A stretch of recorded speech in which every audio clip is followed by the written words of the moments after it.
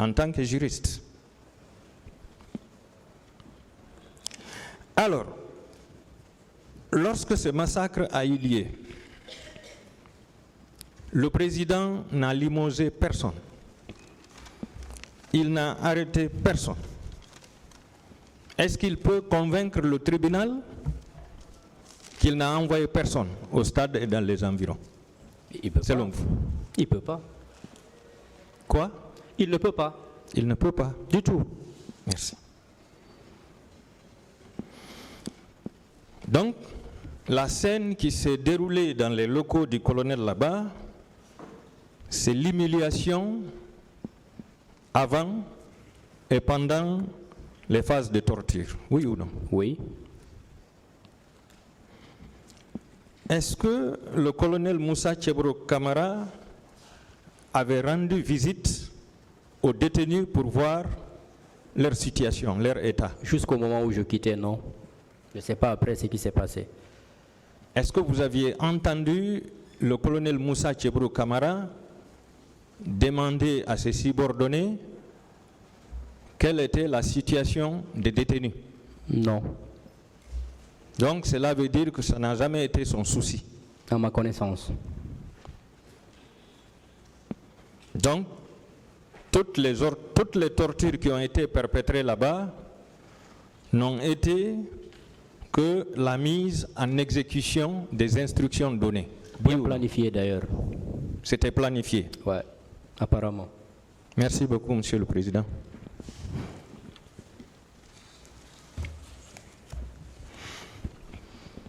Merci bien, Monsieur le Président. Monsieur Diallo, je vous présente toute ma compassion. Merci. Monsieur Diallo, on vous a posé des questions de l'autre côté sur la responsabilité du président Dadis.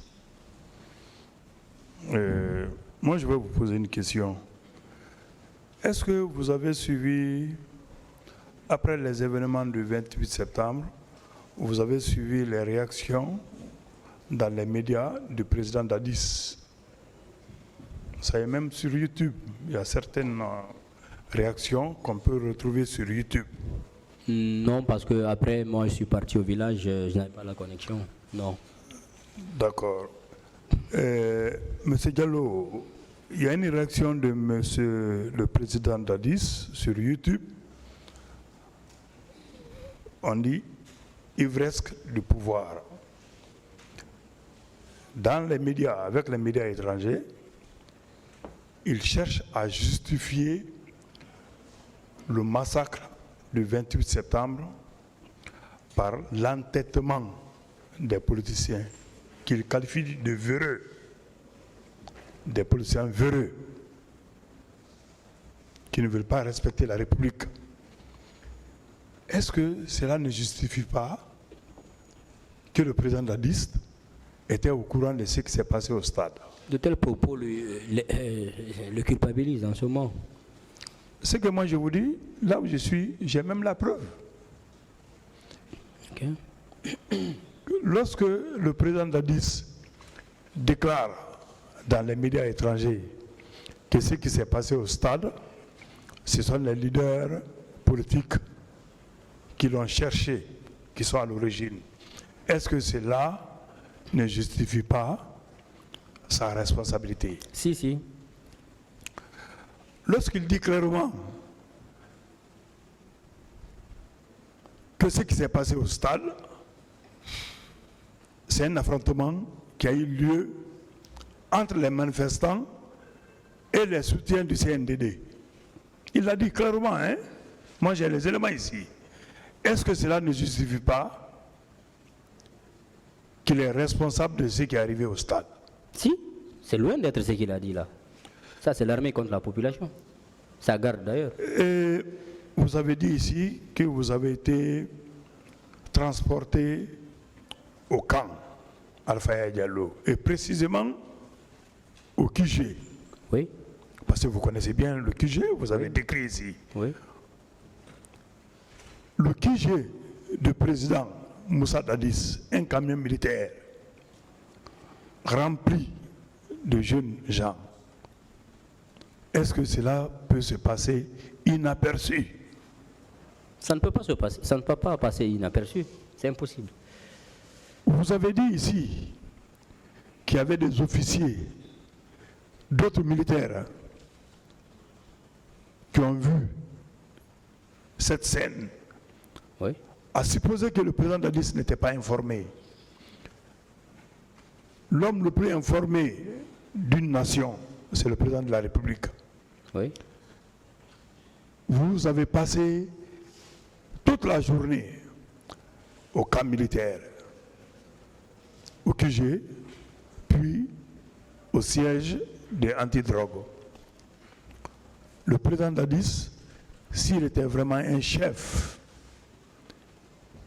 qui a la maîtrise de son pouvoir, il a dit ici qu'il avait son service de renseignement, c'est lui qui l'a dit. Est-ce qu'il n'était pas informé? Non, les gens qui ont fait ce sale boulot, ils ont bénéficié de son quitus, c'est évident. Le président de la République, il n'est pas n'importe qui. Merci. C'est l'homme le plus informé du pays. Et l'avant-veille des événements du 28 septembre, le président Dadis était à l'Abbé. Il a modifié le calendrier de son séjour à l'Abbé et il a annulé son programme de Mamou pour rentrer précipitamment sur Conakry. Est-ce que cela ne justifie pas que son service de renseignement lui a donné toutes les informations de ce qui s'est passé? Si, c'est possible. Je vous remercie, Monsieur le Président, et je redis, Monsieur Diallo, toute ma compassion.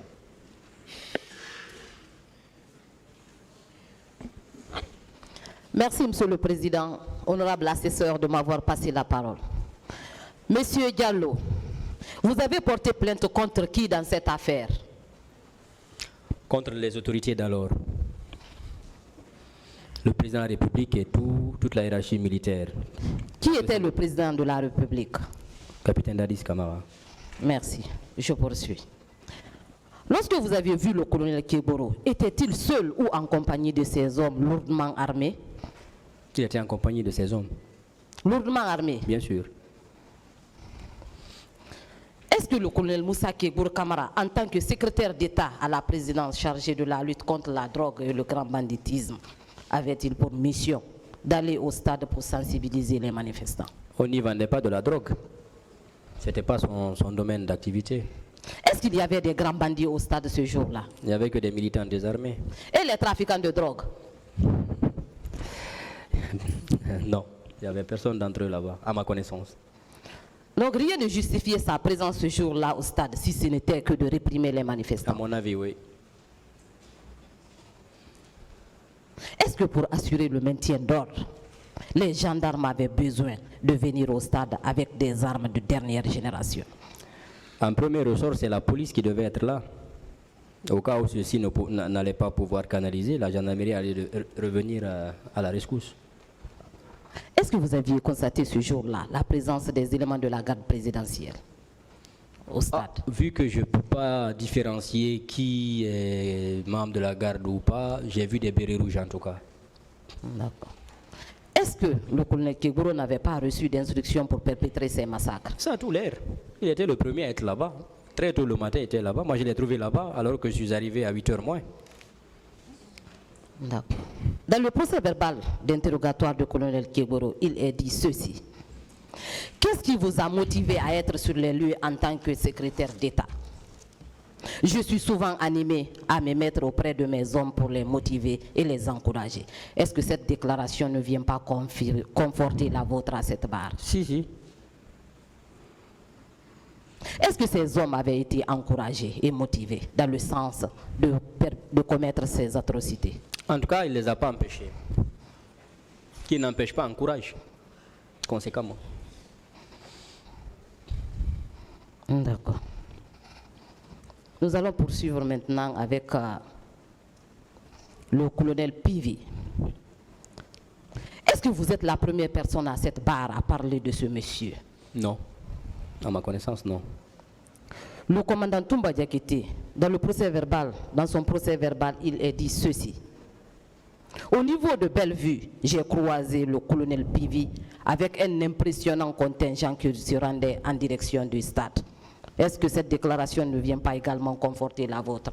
Ça ne m'étonne pas. Moi, j'ai déjà été informé le soir par des officiers supérieurs de la gendarmerie, là où j'étais. Ils savaient ce qu'ils faisaient dans la ville. Ce n'est pas moi qui l'ai dit, c'est eux qui me l'ont dit. S'ils ne me le disaient pas, moi, je n'allais pas le savoir.